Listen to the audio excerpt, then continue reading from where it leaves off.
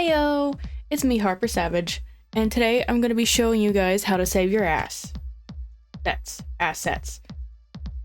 This is going to be focusing on Twitch emotes, but you might still find this video useful if you are new to digital art in general. Alright, before we get into it, I'm going to explain what this video is not going to be, just so you guys don't waste your time here. It's not going to be how to draw or find your style. That's it. No, this is a video going into you knowing what your style is and how to use Procreate, because that's what I'm going to be using is Procreate. And it's not going to be how to upload or format your emotes, and I'm not going to tell you guys any tips or tricks on how to do any of that stuff. If you want that, let me know in the comments. And it's also not how to get views based off of what type of emotes you should make or anything like that. That's not what it's about. It's just how to save your time. So if you're an artist making emotes for other people, you can pump them out faster and get your commissions faster, basically. But if you're someone like me who does their own emotes, this will also help you get your content out faster.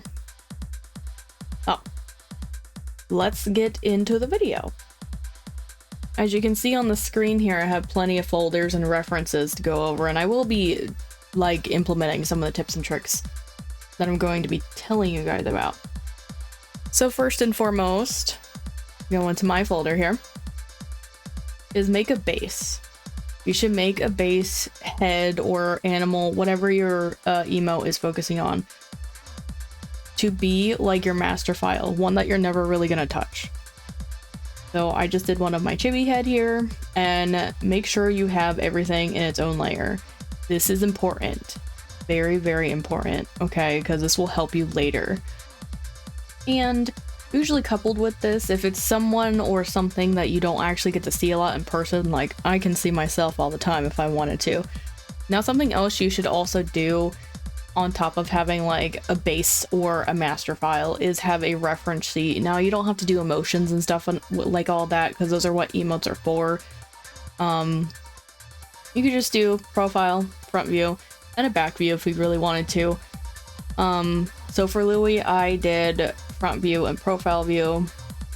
He's a dog that I don't have access to at all times. Like, I don't have one for Peanut or Chi because I live with them. I get to look at them all the time, but for this particular commission, I don't have access to this animal at any given time. So I made a reference sheet with 2 views to help me out, and I also referenced, like photos and stuff. Now, something else you want to take into consideration is dark mode on Twitch. A lot of people use black lines, which is fine. I personally try to use colored lines because it will more than likely show up on dark mode without having an extra white outline, because that takes up precious pixels that you don't really have extras of, because Twitch emotes are 112 by 112 and smaller.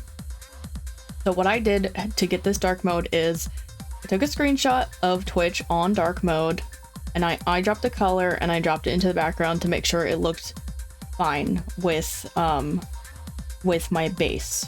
And at this point, this is where you also show your client if you're doing commissions, but if it's for yourself, obviously, you'll know if you like it or not.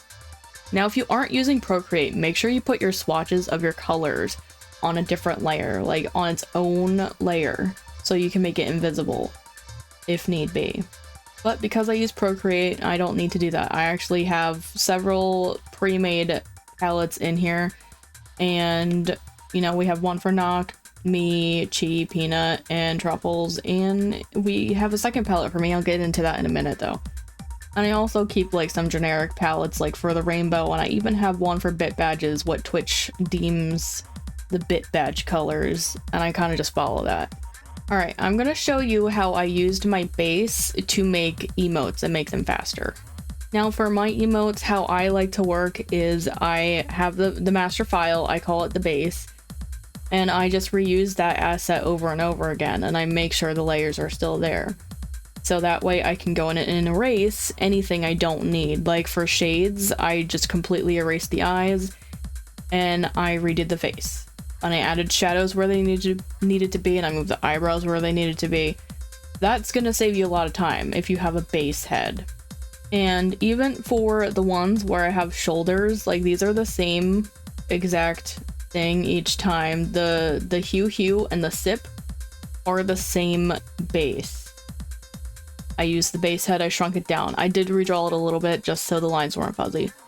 But the sip and Heyo, they're the same shoulders. I just moved the hands, like the hands are on their own layers. See, it's gonna be better if I zoomed out. The hands are by themselves and the drink is by itself. So this way it'll save you time. Again, this is all about saving time. And here's an example of knock as well.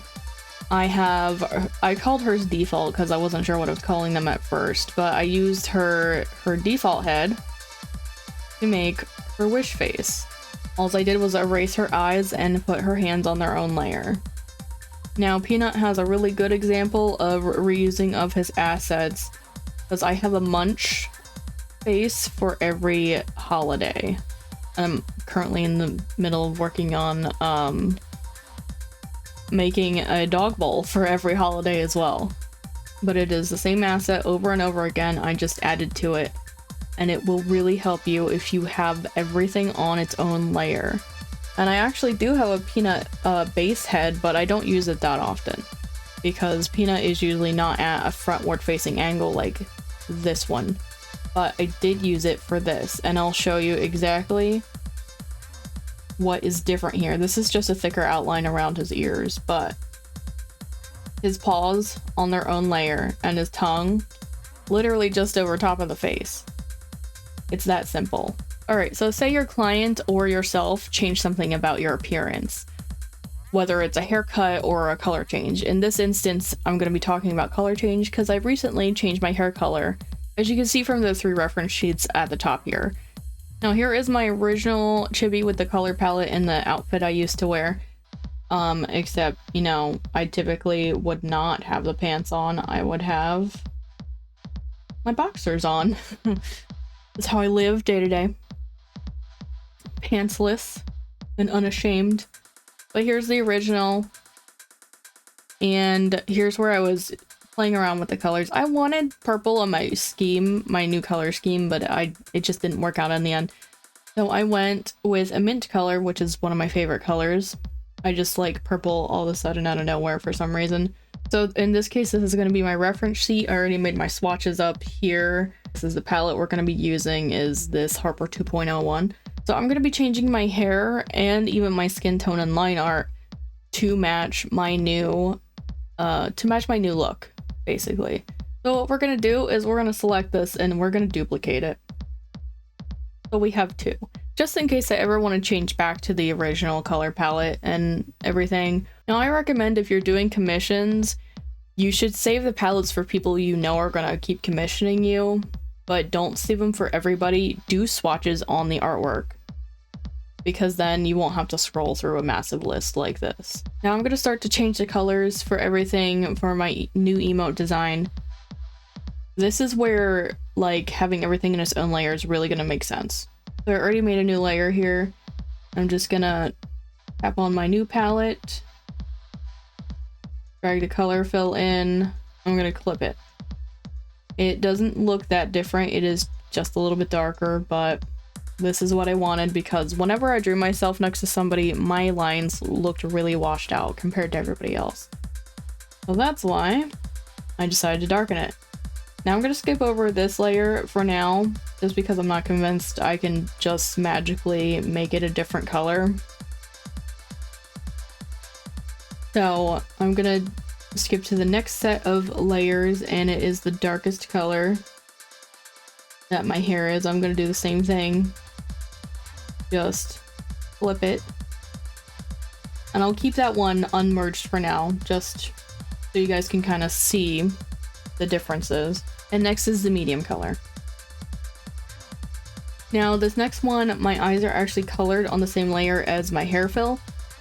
So I'll show you what I'm gonna do to kind of like get around the clipping part. So actually, I'm just gonna go in and erase. Because it's such a small part, but if it's a bigger part that you accidentally left on the same layer, I will recommend that you select it copy and paste it onto a new layer. So I'm gonna go ahead and merge these down now.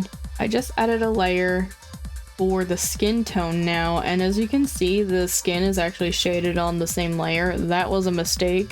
I have since learned from my mistakes and I will correct it now. But you guys can kind of see, if you've already made your emotes and you want to implement these steps, you can go back and do it. It's just going to be a little extra work for it to be less work in the future, if that makes sense. So I made a new layer here. I'm going to grab my skin tone because I did say that I changed my skin tone. I'm going to do the same thing with the clipping mask, and now I'm suddenly tanner. I'm not going to merge this down yet. I'm actually going to make it invisible. I'm gonna add another layer, and I'm gonna go in and I'm gonna reshade where the shading is.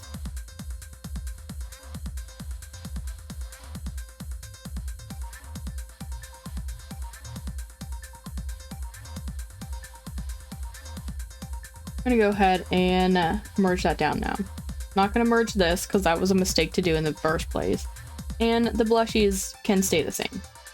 Now we need to discuss this layer. I'm probably gonna have to redo this layer on all of my chibi heads, but I don't do anything complicated for it. If you do hair shines like this, you might want to do a color mixer kind of thing. I personally want it to be the same exact color every time, so I'm just gonna redo them all.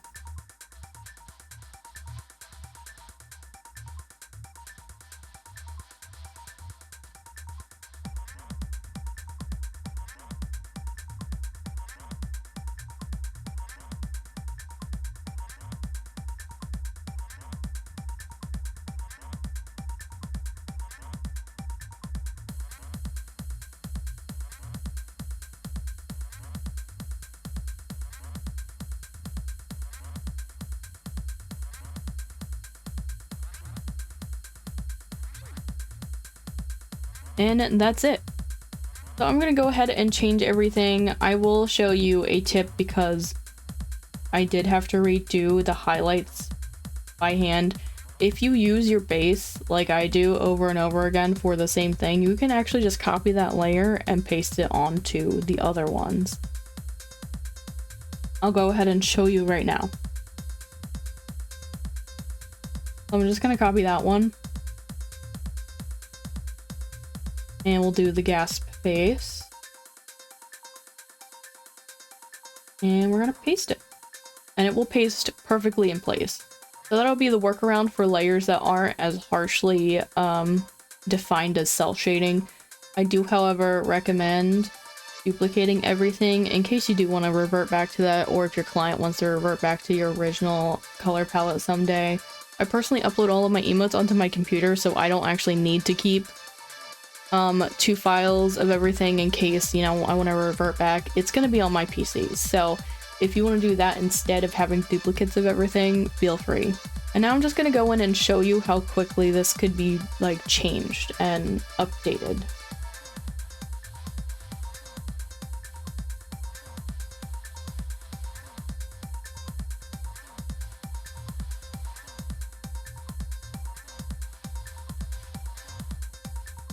And I'm gonna do the same trick I did before with the hair highlights and shading. I'm just gonna grab from my base the shadow layer. And I'm gonna adjust it accordingly to the face.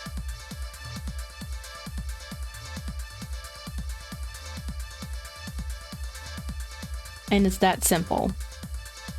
Now, because I actually have a new element in here, I'm gonna color them as I would normally, as if this were a brand new emote.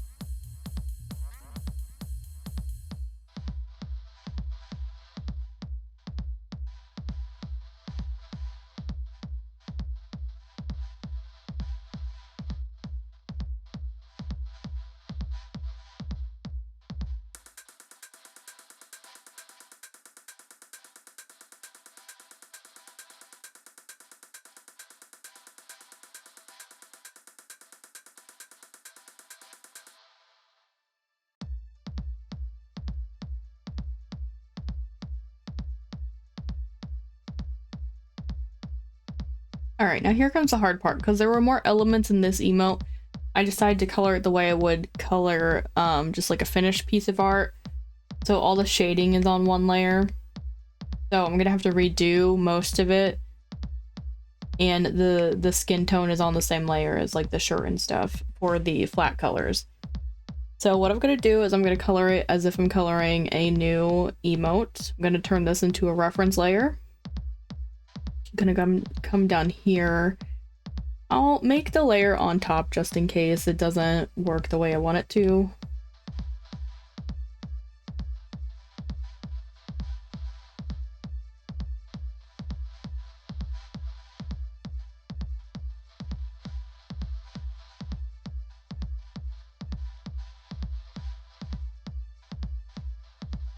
Now I'm gonna attempt to fill, but it might not work. Yeah, it's not gonna work how I want it to. Oh, wait a minute. We might have found the sweet spot. Okay.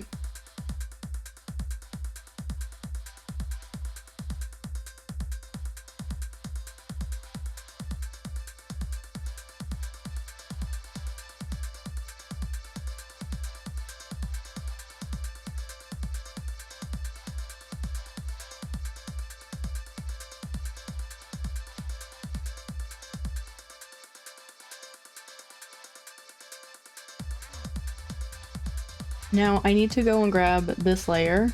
We're gonna see if we can shrink that layer down to fit into this hair, but if not, we could just remake it. It does not take me that long to do it.